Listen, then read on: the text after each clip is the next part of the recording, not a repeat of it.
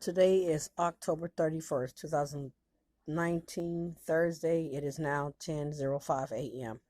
This morning I went to the restroom, went and lay back down, and in between going back to sleep and sleep, I started thinking about um, the area on 122nd and Southeast Stark where the pastor said that we're going to be looking at a church, and she was wanting to get that one.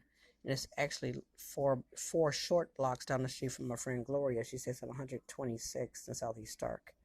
So I was thinking about it, like when I used to ride the bus on, and even when I drove over there, I would see how people would cut through the parking lot to get to where they were going.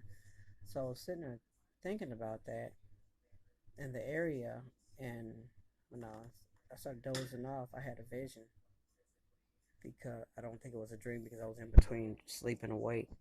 I had a vision of a Hispanic male, and I saw rage. I heard rage, and I saw the name Judah Praise. I don't know what that means. I don't know if he's going to have a loved one that's going to join our church. He's going to be angry about it. I don't know if he's coming there because something's going on with him. Or he's going to try to shoot up the church. I don't know what it is, but I'm asking God. I'm in prayer, prayed about it, asking God to interpret it for me in Jesus' name. So when I went to sleep, I had a second dream, an actual dream that I was at my mom's house. But before I went to my mom's house, I went to a shelter that I had been at before. It was a women's shelter. And the older women were saying it's different, it's changed. They don't do things the way they used to, and yada, yada, yada. So I went to the back, seeing what was going on. I was like, hey, how y'all doing with some young girls? So there were strippers, prostitutes. It was wild, wild. And I was telling them I used to be in there and stuff like that. I knew quite a few people in there. But the people in the back part, I didn't know there were men. There were young men in there, and it was just really wild. So I believe that in that dream, it made me think differently. And I decided when I went to my mother's house, I don't know if it was my home or not, I went to my mother's stepfather's house. I started getting dressed up to go out to a club, and I don't go to clubs because I'm a woman of God.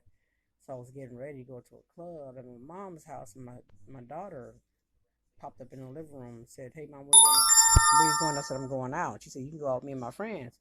When she said her and her friends, I automatically pictured, and I saw in the dream who they were. They were like two white girls, a Mexican girl, something like that. So anyway, I said, I'm good. Or if I go, I can follow y'all. So I was going to drive my mother. She had a white Mustang with like gold writing or something on it, and lace. It was all pure white. A nice Mustang sitting out front. So they showed up. Her friend showed up, and I was like, "Well, I could follow y'all." We were walking out. I could follow y'all, and they said, "No, you can ride with us. You can be the fifth person at our table when we go."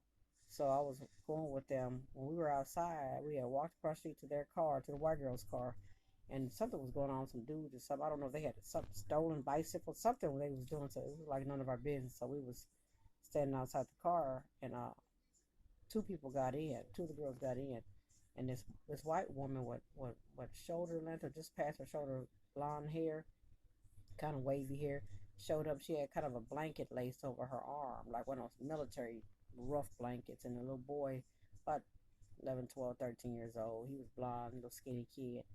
And then she was saying something. She didn't say too much, but she was talking low. He was attentive to her and supporting of her. And all of a sudden, she snatched the blanket off, and it was this really big, heavy gun. I could feel the heaviness in my dream. You know what dreams are. It was like a Mac 10, the size of a Mac 10 times 5. That's what it looked like. And then she was saying something, and she was just moving the gun around, like pivoting around. And all of a sudden, she pointed at us. She started saying something.